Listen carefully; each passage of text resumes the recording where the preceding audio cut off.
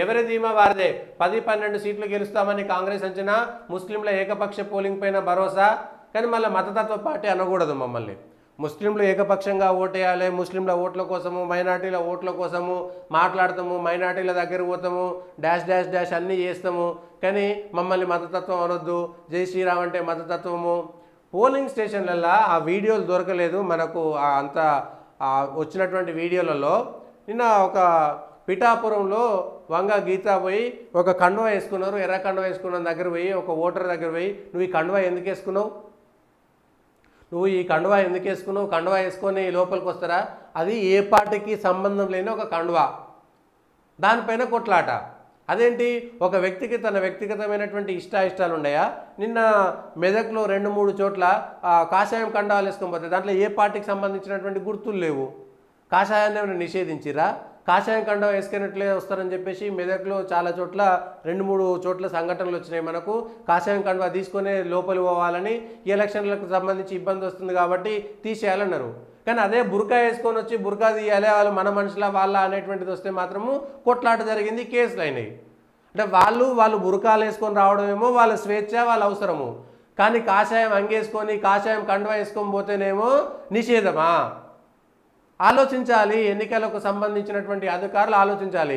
బుర్కాలు వేసుకొని వచ్చినటువంటి వాళ్ళు వాళ్ళు నిజంగా వాళ్ళు ఓటర్లా కాదని ఎట్లా గుర్తుపట్టాలి? అది ఎట్లా అవమానకరం అవుతుంది? అయితే రేపు పొద్దుగాల మొత్తం ఎవరైతే ఓట్లు వేయడానికి పోతే రేపు నేను పొద్దుగాల పోతా, నేను కూడా కేవలం కళ్ళు ఒక్కటే కనబడేటట్టు పోయి మొత్తం ఒంటినంతా కప్పుకొని పోతే నన్ను కూడా తీయొద్దు, నేను రేపు ఓటింగ్కి అట్లనే పోతా, అది నా స్వేచ్ఛ, మీరు అడగడానికి లేదు.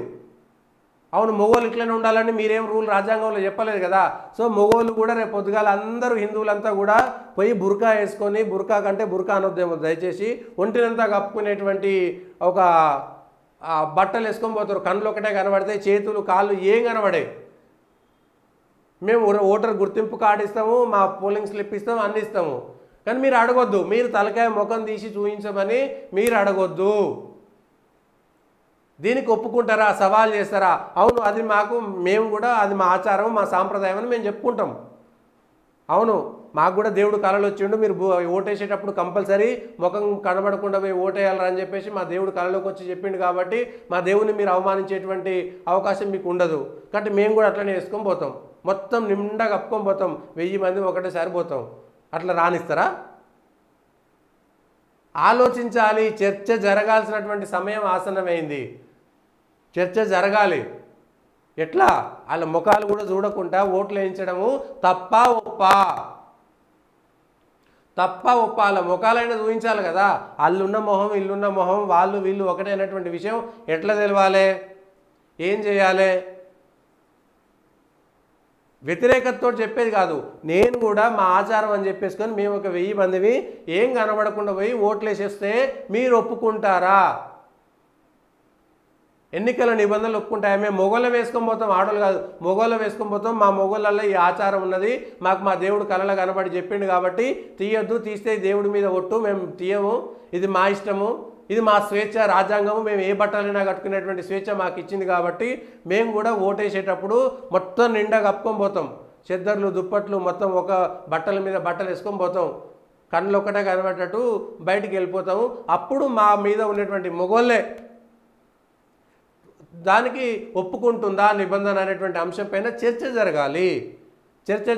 దీనికి సంబంధించినటువంటి అంశం పైన చర్చ జరగాల్సిందే. మాకు నచ్చినటువంటి రంగులు వేసుకొని పోతాం, మాకు నచ్చినటువంటి రంగుల్లో ఉండేటువంటి బట్టలు వేసుకొని ముఖం మొత్తం కప్పుకొని ఏం కనబడకుండా, ఏళ్ళు గోళ్ళు కూడా కనబడకుండా మేము బట్టలు వేసుకొని పోతాం. అప్పుడు ఒప్పుకుంటారా? మా ముఖం మేము ఎవరికి చూపించాం బే, మా దేవుడు చెప్పిండు అట్లా అనేటువంటిది మేము మా నిబంధన, అది మేము అట్లా పోతాం. సో ఎన్నికల అధికారులు, పార్టీలకు సంబంధించినటువంటి వ్యక్తులు చర్చ జరపాలి. ప్రత్యేకంగా కొందరికి మాత్రమే ఎందుకు ఉండాలి ఈ సౌలభ్యం? అందరికీ ఉండాలి కదా.